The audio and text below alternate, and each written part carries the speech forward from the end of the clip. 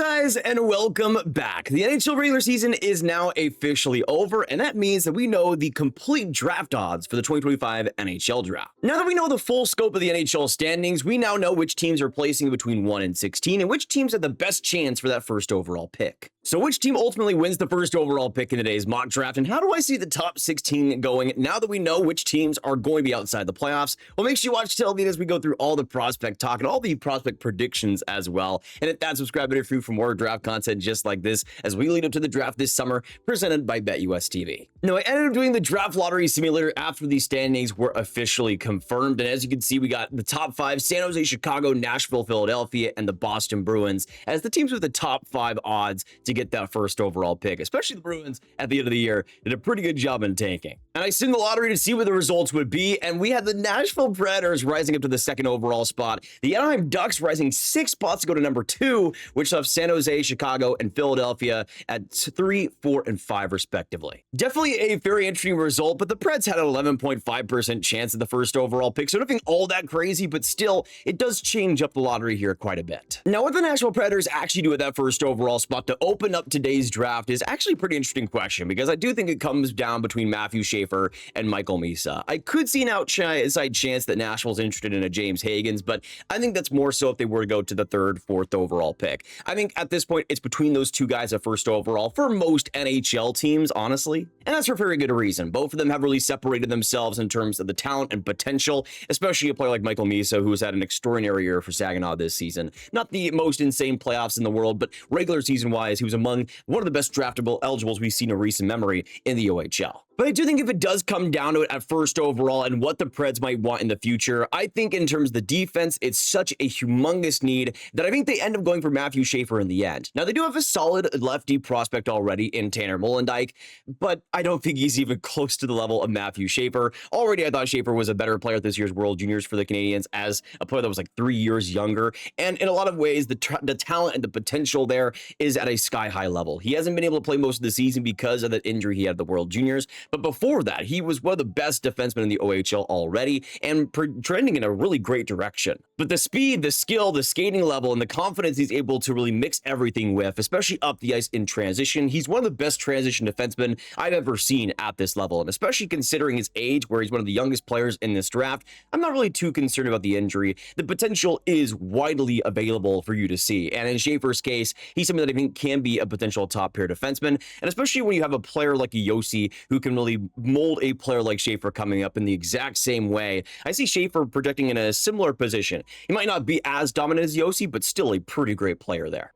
Now we move on to the Anaheim Ducks at 2nd overall, and this is a team you can never predict, honestly. They could go in so many different directions because they always do in the top 5. Beckett Seneca, Mason McTavish, they made some surprising picks in the past. So even though I do have one player at 2nd overall that I think is a great fit, and I think they would most likely go for, again, the Ducks are always a coin flip. With that being said, though, I do think Porter Martone just makes so much sense for this team and what they want going forward, and I don't think he's a necessarily huge reach at 2nd overall, even though he wouldn't be my pick at this spot. I still like him, and I still think he's a really interesting player. He's pretty similar, I would say, to Seneca in terms of his offensive play, somebody that can be just so dynamic on the rush, and one-on-one situations is just so much fun out there. And imagining the fact that you could have 2 right wingers in Seneca and Martone that just bring so much offense with the skill set there, I think it would be really interesting to watch. I think for me, I want to see more of a physical edge. I want to see more of an antagonistic edge to him because he brings it out at different points, but it's not as consistent as I'd want it to be.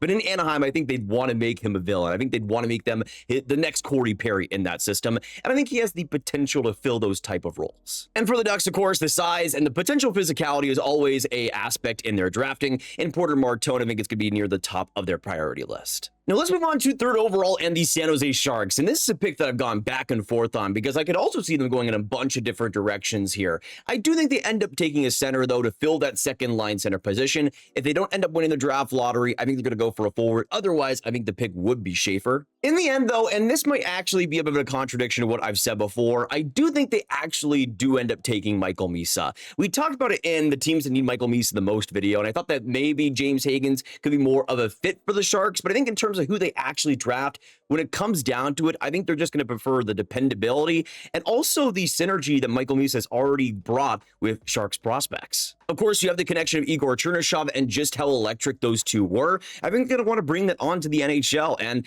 why not? I mean, it was working so incredibly well, especially in the regular season. You can see 134 points in 65 games. Unbelievable production for a draft eligible. We don't see numbers like that very often. In James Hagens' case, I think his value is just going to be going down and down, even though I don't think it really deserves to be, because I think he had a solid season as a freshman in the NCAA, and I think was quite frankly better than people give him credit for. But at the same time, when you have players like Michael Misa doing what they've done and proving what they've proven, it's hard to go for a player like Hagens, who's a little bit more of a mystery box in terms of his skill and how that'll project. Even if I'm still a James Hagens fan, I can see why you'd pass up over him, especially over a player like Michael Misa, who I think is the best prospect in this draft. And the fact that you can have Celebrini and Michael Misa as your top two centers, you're good. I mean, I thought there was a little bit of maybe an issue in the second line center position, but if you get those two guys, you're locked up for good. And you also have the center prospects that I think will be solid bottom sixers, guys like Philip Beeston as well. And I think you're pretty much locked up at the center position for the foreseeable future. And I think that's something that the San Jose Sharks could really benefit from doing. Now, let's move on to 4th overall in the Chicago Blackhawks. And I think Michael Misa would have been the perfect pick for them, but unfortunately goes the pick before them. I think in this spot, though, it could go in so many directions. I could see James Hagens just end up being the pick, but I consider what Chicago has drafted recently, especially in terms of the centers they've gone after. Of course, guys like Bedard, Nazar, Oliver Moore, these are smaller, more skilled-based centermen. And even though James Hagens, I think, would be awesome in Chicago, he's a lot more of what they already have in their system.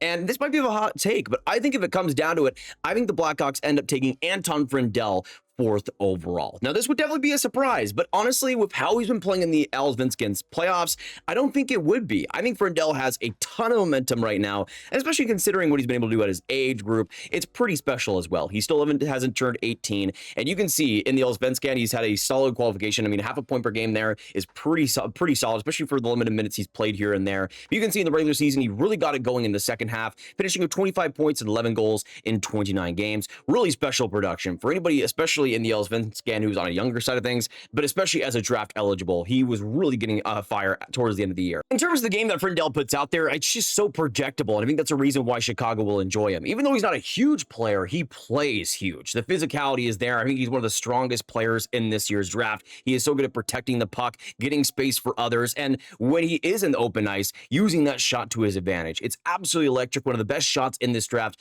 and especially on the power play, he's going to feast. But he does a lot of the simple and really basic plays, but also hard to do plays, especially in the physical aspects that I think Chicago will really appreciate. I don't know how he's going to fit into the lineup because he's been playing mostly wing this year, but I think in a situation where you have Bedard and Frondell as a pair there, I think Frondell could do a lot of the dirty work and get that space open for Bedard in the end. I think those two could be a really interesting fit if they decide to put Frondell on the wing, but I think just in general, they want to go for a more physical player here in the top 10, and Frondell checks all the boxes there and also brings some good skill and especially a shot to boot. Now we move on to number 5 and the Philadelphia Flyers, and this one is going to be interesting because I think this is a similar position to Chicago with Michael Misa. I thought Misa would have been a perfect fit for Chicago, but of course goes a pick before them. I thought an Anton Frondell would have been a perfect fit for the Flyers, but goes a pick before them, which leaves, I think, the obvious pick of James Hagens. I mean, oh boy, this would be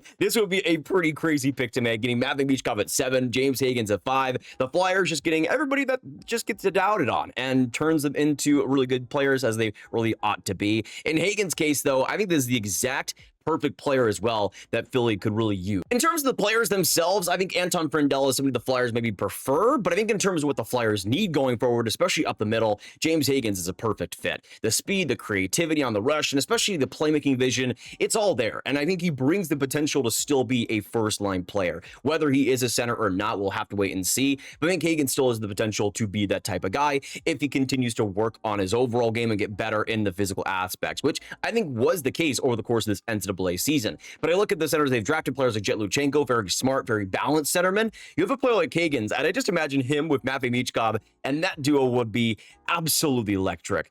Literally would print money. I would love to see that.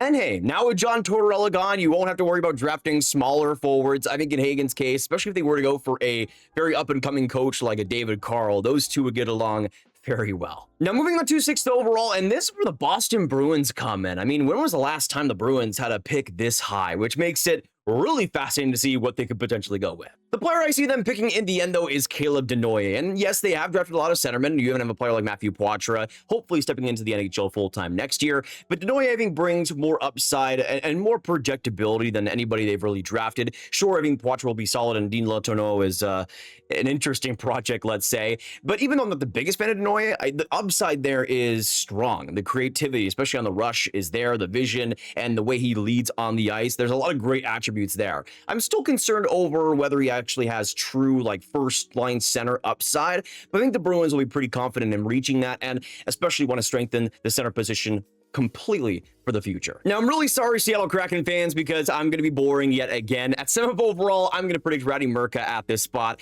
I just predict it each time because it just makes so much sense. And I think in this range, he'll just find a way to go to Seattle. I was tempted to maybe say the Bruins for Mirka in the end, but I think they're going to want to still go for a forward in this year's draft and go for somebody like a Denoye, especially if they are available. Mirka falling to Seattle just makes so much sense. In terms of the player, he's exactly what I think the Kraken need. He's mobile, physical, I think is extremely consistent defensively. He just has such a good brain on him and never really makes those big time mistakes that other defensemen in their draft years seem to make. He's already so mature in that way, and he's one of the younger defensemen in this class too, of a June birth date. And he's something that, of course, has been playing in Seattle's backyard with the Thunderbirds. I just think there's so much that Seattle could use, especially as a right D. I think they could use a bigger right D physical presence. Mirka checks all the boxes there, and I think will be a dependable D and a dependable middle pair guy for them in the future. Now we keep going, and this is going to be an interesting one here, 8th overall in the Buffalo Sabres, because they've been so bad for so long. They still have a competent prospect pool in all of ways, and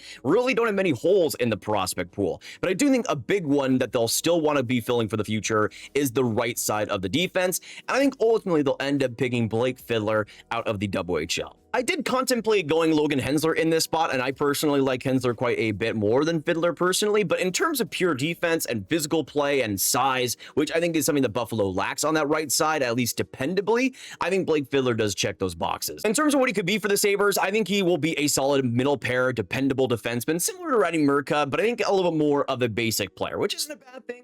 He doesn't take many risks there, and even though the confidence has been getting a little bit higher over the course of the season, I don't really see much offense there. Maybe a couple of slap shot goals every season here and there, but the dependability on the defensive side, especially against the rush, I think is going to be the biggest thing. The way he uses his body, it's already so advanced for his age. He already knows exactly what to do on the ice, and I think that dependability and the consistency at which Fiddler plays is something the Sabres could, quite frankly, use a lot more of on that defense core. Now we move on to 9th overall in the Pittsburgh Penguins, and I will say I think it's between two players at this spot. I think it's either Jake O'Brien or Kashan Aitchison. I think both of those players, we've heard, especially Aitchison, having a lot of potential interest coming from Pittsburgh, but I think both of these guys just fit exactly what the Penguins could want in the future and could use a little bit more of. But I do think in the end, at 9th overall, the Penguins are going to select Jake O'Brien, who I think is exactly what this Penguins prospect pool could use a little bit more of, especially since trading Brandon Yeager. You don't have a lot of center depth in that pool right now, but Jake O'Brien brings it exceptionally well. And I think he's something that has just grown so much over the course of this season, especially watching him more recently.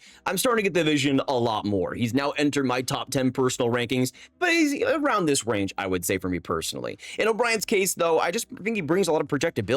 His speed is there, and the forward checking is really interesting, but I think he's somebody that is just such a good playmaker, has such great vision around the ice, and is very connected to his teammates. It's somebody that was responsible as well in his own zone, and always seems to make the right plays, especially up the ice. I think he's something that will be a really consistent middle six center, maybe with the potential to be a second line center if he continues to increase that physical play, increase that speed, use his body a little bit more creatively. He's something that I think has a lot of potential, though, and I think for Pittsburgh especially is the exact type of overall center they'll want to bring in. If it's not a Jake O'Brien, if he's maybe taken before, I could see Caleb Denoye in this spot as well. For the last pick in the top 10, though, this one I think will be a pretty obvious pick. For the New York Islanders, I think they're going to run up to select Kashan Aitchison. To me, when it comes to Aitchison, he is such a likely top 10 pick for so many different reasons. I think in this draft in general, we're going to see more of an emphasis on projectability and players that you know are going to be NHLers in the future, because there just is so much uncertainty with this draft. It's a reason why a player like James Hagens might be a lot lower for some than a player like Anton Frondell Frondell or Michael Misa, and why a player like Sean Aitchison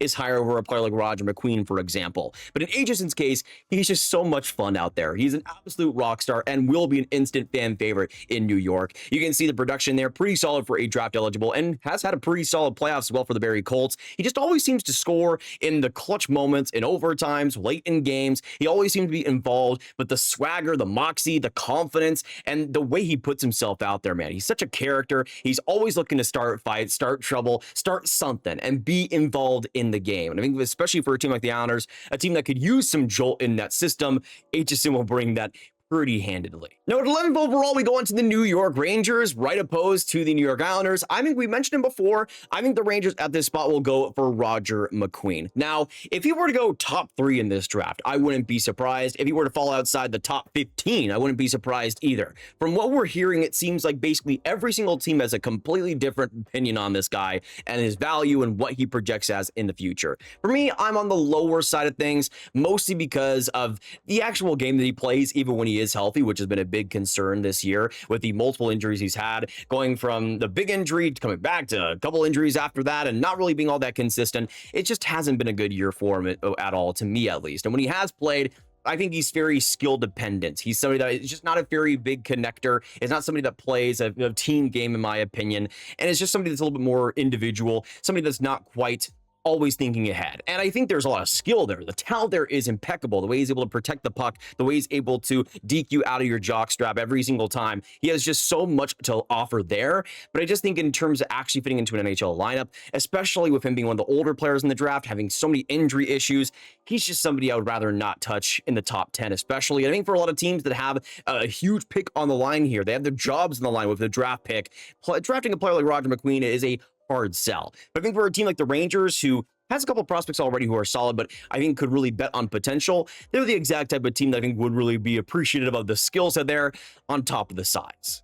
We'll see if the Rangers can actually develop him, which is a humongous question for a player that I think needs a lot of development in the future, but they've loved to draft out of the WHL consistently, and Roger McQueen, of course, is another one from that. Now we move on to 12th overall, and this is another team that I think will run up to select a certain player. At 12th overall, I mean, there's no way that Victor Eklund goes past this spot, in my opinion. Obviously, the Red Wings love their Swedes, but I think Victor Eklund is just such a interesting player to add to that Red Wing system. I do think they could use a left wing, so I was debating potentially Eklund and Malcolm Spence, but let's be honest, if the Red Wings had a chance at a Swede, they're going to end up taking the Swede if it's really a balanced pick. If it's two guys that are pretty much on the same level, they're going to pick a player on the Swedish side. But I do think Eklund has the advantage over anybody in this range. He's somebody that is so projectable in the way he plays. He's such a energizer on the boards. He's such a relentless player, winning battle after battle, and always makes the hard effort for the players around him. And I think especially in the Red Wings pool, they're going to appreciate a player like that. It will be laying on to the jokes that they don't draft these super high upside players, but I would argue in Eklund's case, there's a lot more offense that is untapped there.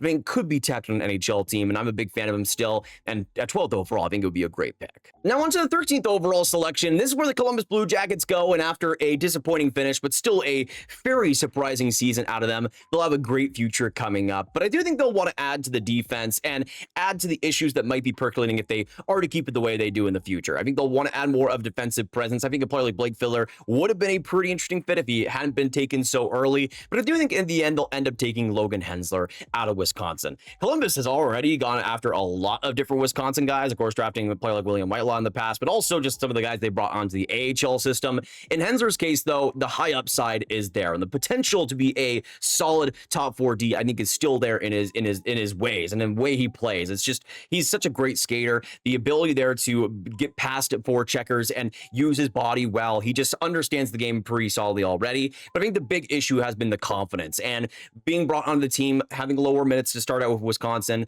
He was somebody that I think was just finding his way, similar to a James Hagens this year. But I got a lot better in the second half, especially in terms of the offense. He was rushing up the ice. He was looking so much faster and so much more skilled, and using that offense in projectable ways too. I thought in Hensler's case, the potential is still there, and I think a lot of teams, especially with the pedigree that he's built up for himself, will still appreciate that. Now we go on to number 14, and this is where the Utah Hockey Club end up placing. And I think also if a Blake Filler were to be available, they would go for him. But I look at what Utah has drafted, what they like, and a player like Brady Martin, for example, I think would be a pretty good fit. Now, for Utah, they haven't drafted a lot of centermen recently, and sure, they have Logan Cooley, of course, as the big one, but not a lot of players who I think will be dependable bottom sixers. Now, Utah might see it a little bit differently. They might have him as a little bit of a higher potential player, but I think Martin will just be a dependable, safe, and physical bottom six centerman. Somebody that is a good face-offs guy, somebody that uses his physical play in a smart directions, isn't too hasty, but he knows exactly how to get under your skin. He's had a solid year in the OHL this year, especially over the course of the season. He's been getting a lot more points, a lot more offense, and finished with 72 points in 57 games. But I don't think there's much offense there personally, especially this last game I watched out of him. He was trying a lot of different dekes, a lot of different things, but just didn't have the skill level to complete them. So maybe Utah is able to develop him to a more well-rounded offensive player, but I think his value is more of a two-way centerman who just does a lot of the right decisions, makes a lot of the right plays, and pushes pace in the right direction, but isn't the driver on his line. Now at 15th overall, let's go on to the Vancouver Canucks, and this is another pick that I've been debating back and forth. To me, it would be really interesting to see the Canucks potentially go for a center in this position. I would love a Colin Potter, though I think a player like Brandon Coots is a little bit more of a projectable and maybe more of a likely pick at this spot. But I feel like if this player were to be available, the Canucks would end up taking him, and that's Lyndon Lakovic. Now, I don't think he'll be a center, or at least he hasn't been a center this year. He's been playing mostly wing for Moose Jaw, so I don't think you should be drafting him as a center, but maybe that's something that Vancouver potentially looks for in the future. But I see Lakovic is just a really interesting prospect at this spot. I think the big reason why he'll end up falling is just because he's a big player that doesn't necessarily play a huge power forward game. He's kind of more of a Beckett Seneca, where the one-on-one rush ability is just really fun, really interesting, and he just has so much of a dynamic element to him when he's on. There is inconsistency issues, and sometimes effort levels is shift to shift that kind of leave you wanting. I think that is another reason why he'll end up dropping. But I think he just has so much potential there, so much talent, and a lot to give that I think a team like Vancouver could really want to add to their pool. But now we go on to the last pick in the top 16, and we go on to the Montreal Canadiens. Now, depending on how the playoffs go, as of right now, if they are to lose in the first round, I believe they would have the 16th and 17th overall picks back to back, which would be really fascinating to see out of them. But I do think in the end, at 16, they'll end up going for Justin Carbonneau. Now, to me, Carbonneau would be such a fun fit on Montreal. Obviously, of course, as a Quebec-born guy, you do have the Quebec connections there. But I think in terms of a player, he actually would be a good fit for the Habs going forward. He's especially good on the power play, especially good in terms of the creativity. He's somebody that is just up the rush, such a dynamic player. He can deke you so effortlessly. And I think that shot especially is something that will be a really big part of the Habs going forward. I do think for his spot, it's kind of a little bit filled by Laine already, but I could see a situation where maybe they want to have kind of the second option, a backup plan if Laine isn't a long-term part of the team. I mean, Carbonneau could fill that spot that Laine fills pretty effortlessly. Maybe he's not as big of a player as Laine, but I think in terms of the shooting ability, in terms of the actual bulk that he has, there's a lot to look forward to and a pretty interesting project to take on. And I'm going to be honest, I think the Habs would probably take a right D at 17th overall, but this spot with players like Fiddler and Hensler gone, I don't even really know who the Habs would want in this position, so it's going to be an interesting first round for them, but I think Carbonneau especially is going to be right up there at the top in terms of their draft targets. Now, before we go, today's video is sponsored by BetUS TV, the place to make all your hockey picks all throughout the regular season, and now, of course, with the playoffs underway. Whether it be for the Stanley Cup winner or just the game by games or series by series, you can make your picks on anything with BetUS TV, and a big thank you to them for sponsoring today's video. But thank you guys for watching all the way to the end. It was a super fun mock. To actually get the lottery odds locked down and actually be able to do a mock draft for that is really exciting. We now know the teams that will be inside that top 16, which is going to be really interesting to look forward to with the draft lottery coming up in a few weeks' time. But thank you guys so much for tuning in. If you enjoyed, make sure that like button, hit that subscribe and the notification bell, and comment down below your thoughts on my picks. Would you guys agree? Would you guys disagree with? And how you see the top 16 going down? I mean, especially with the lottery results we had today, with a team like Anaheim rising up to second overall, there's a lot of different ways that could go. But I want to know your thoughts down below on that. Of course, share the video with all the hockey fans you guys know online. Click on this card for all of my draft content right in one playlist, and I will see you guys in the next one. Have a fantastic hockey day, guys, and goodbye.